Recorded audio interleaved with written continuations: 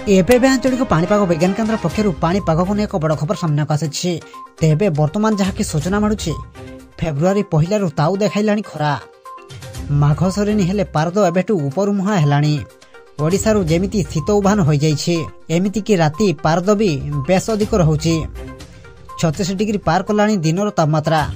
आभ्यंतरीण ओडिशा समेत उपकूल ओडिशा ताती आगकू भी तातीर प्रकोप रहिबो बोली पूर्वानुमान करिछि आंचलिक पाणीपाग विज्ञान केन्द्र।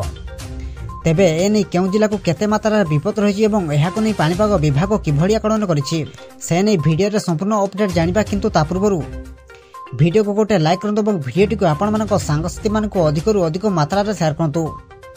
जदि आम चैनल रे आपण प्रथम थर भिडियो देखुंती ताहले एबे ही चैनल को सब्सक्राइब करी पाखर थिबा बेल आइकन को प्रेस करी ऑल नोटिफिकेशन को ऑन कर रखंतु, जहा द्वारा आगो को पाणीपाग संबंधी लेटेस्ट अपडेट आपण माने सर्वप्रथम आम चैनल माध्यम रे पाई परिबे।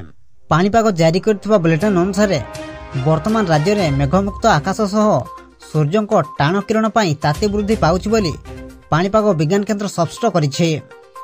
उपकूल पश्चिम उत्तर दक्षिण सबुठी खरारे अस्तव्यस्त हेलानी जनजीवन। केवल कुहुडी को छाड़देले शीतर प्रश्न नाही, घरे भी बाहर देहरु बहुची झाड़। गत 24 घंटा बलांगीर चलित वर्ष प्रथम थर सर्वोच्च तापमात्रा 36.7 डिग्री रेकर्ड होता।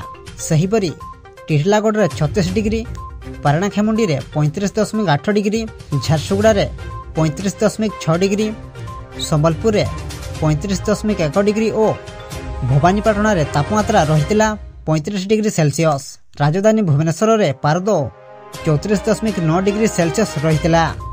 एपटे पाणीपाग विभाग कहिछि आगकू भी एमिति पाग जारी रहिबो। राज्य में आसंता 4 ରୁ 5 दिन पागरे कौनसी परिवर्तन संभावना नहीं, तेणु तापमात्रा आगकू आहुरी बढ़िबार संभावना रही।